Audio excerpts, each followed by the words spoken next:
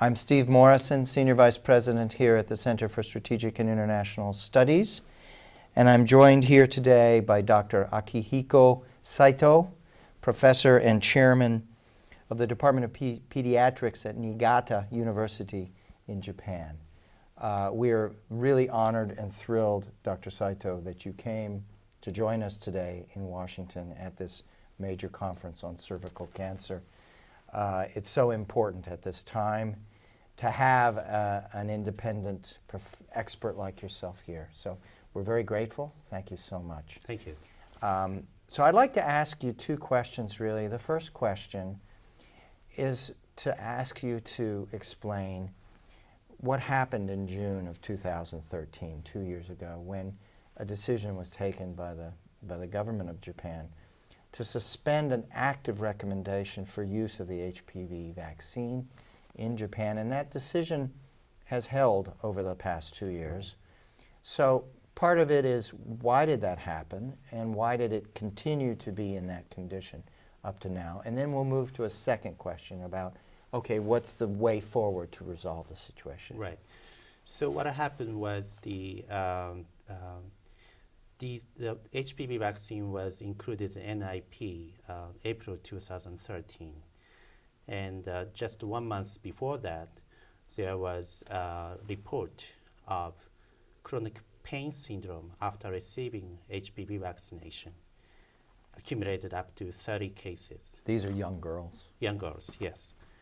And with strong support by the patient group, as well as media. Media actually distributed the image and the videos of the patient. The government decided to suspend the active recommendation of vaccines. So these were very dramatic videos, very dramatic and disturbing videos, and they were distributed widely through social media and regular media, and there was a strong reaction, and the government decided. That's right. To suspend. Okay. Japanese tend to be very sensitive to the adverse events and adverse reaction of the vaccines. Historically, we had experience with MMR vaccine. We had that was Japanese trouble with the mumps vaccine specifically. Exactly. In the 90s, that was. Yes, and that was the mumps component was removed from the MMR vaccine. Since then, mumps vaccine has been voluntary vaccine. It's not included in the National Immunization Program. Safety of Japanese encephalitis vaccine, safety of simultaneous vaccination of HIV and pneumococcal vaccines. This has been an issue for a long time. So we had a history, and Japanese people tend to think that vaccines is 100% safe, zero risk. However, we cannot ignore the negligible risk of vaccines. But at the same time, you have to know that there is a significant benefit of the vaccine. So there was a suspicion, or there's been a proposition from some of the groups that there's a causal link, that the actual vaccine was responsible for creating this full body pain syndrome that we haven't seen in the same way in any other country. We've seen small episodes like in Colombia or something. So how did the government respond to this proposition of a causal link? Did they put it through a series of scientific examinations? Exactly, right. So the government evaluated the cases. The cases were accumulated up to 120 cases in September in 2013.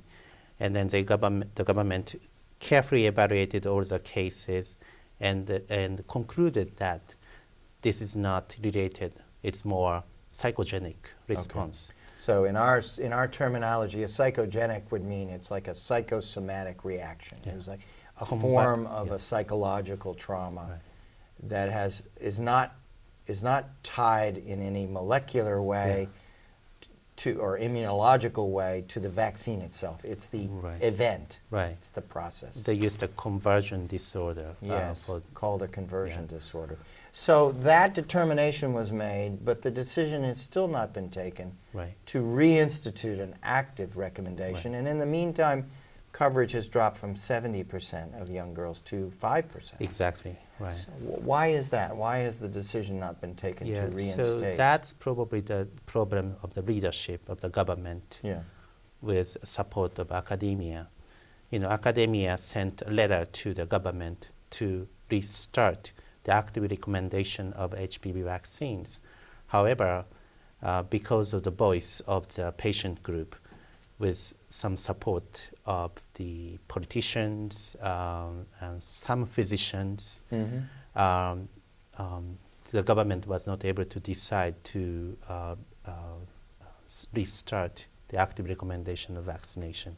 So is this fundamentally a political problem in your view? It is now, yes. It's not. It's more towards to political issues, not the scientific issue. It's not a science problem. It's not a medical problem. It's a political problem. Right.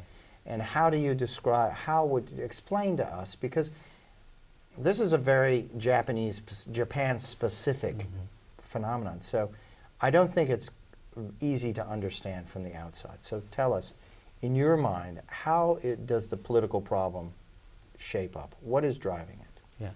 So basically, from scientific point of view, it's over, and then of course, we have to continue to evaluate those patients who suffered from pain syndrome after receiving vaccines.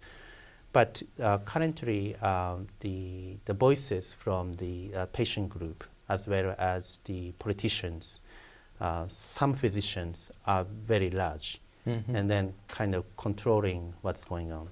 So the narrative has come to be dominated by anti-vaccine groups, by some in the medical community who have joined sides with them, and by some elected officials in the parliament, in the Diet or elsewhere, who have been anti-vaccine. Exactly. And so they continue to assert that there's a causal link, even though the science has disproved that. Right. And that's the fundamental political problem. Right. So what is in your view, what is the resolution? Because if this continues indefinitely,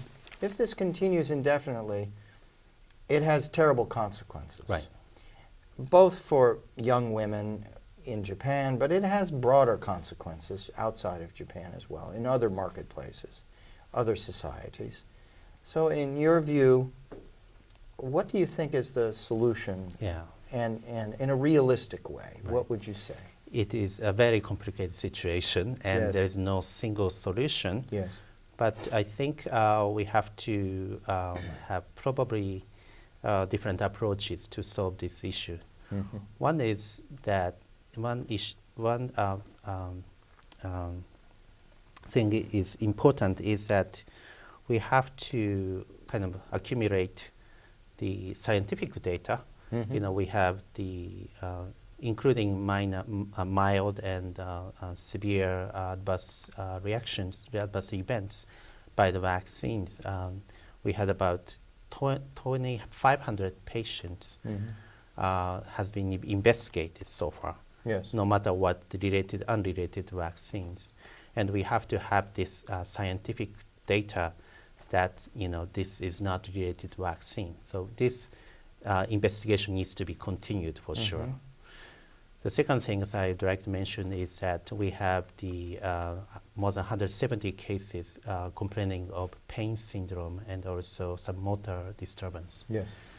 The government put strong effort to put 70 institutions to see the patient, to evaluate patient very carefully for these specific symptoms, so that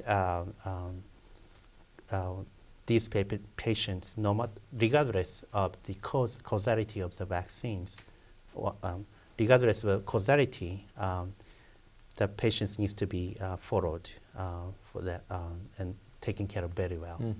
Now, what about, you mentioned earlier, this is a political problem and it requires high-level political leadership. What kind of leadership are you calling for? So we need to have the strong leadership by the government, for sure. And the government has tried to make a breakthrough the current situation by gathering more data, providing better support for the patients, and a reporting system for the patient. But it seems that there's not this does not lead to solve the issue. Yes. So in our community, all the key stakeholders in the immunization community should support the government and try to put more data from academia, and then kind of make the things clear, so that we can move forward. Yes. Well, we heard that there was a petition of 250 pediatricians and researchers appealing to the government, signed and appealing to the government, Right. to say, look, we are a very important constituency, and we appeal to reinstate the active submission. So that's an appeal to the highest political leaders to act in that way. Yeah. Do you agree with that? Yes, I agree. Yes. These are mainly OB/GYN doctors and also pediatricians. Yeah. And those movement is very important to restart active recommendation of HPV vaccines. Great. Was there anything else you'd like to add?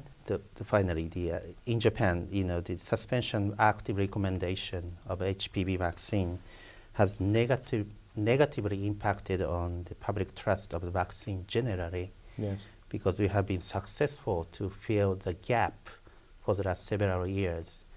We have to solve this issue as quickly as possible, not to slow down the vaccine gap. Yes. That's a very powerful point. Yeah. Thank you so much for coming. Thank you so much for taking the time to do this interview and for joining the panel today. It's very generous of you. It's terribly important to have you here. Thank you so much. Thank you very much. My pleasure.